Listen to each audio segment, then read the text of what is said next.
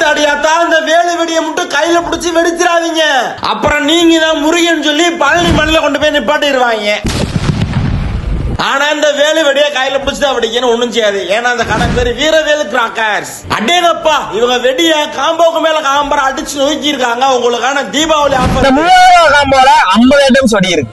7000 காம்போல 75 items வெடி இருக்கு. இந்த 5000 காம்போல 65 ஐட்டம்ஸ் வெடி இருக்கு. இதுக்கப்புறம் 10,000 காம்போன்னு சொல்லி எக்கச்சக்கமான காம்போ ஆஃபர் போட்டிருக்காங்க.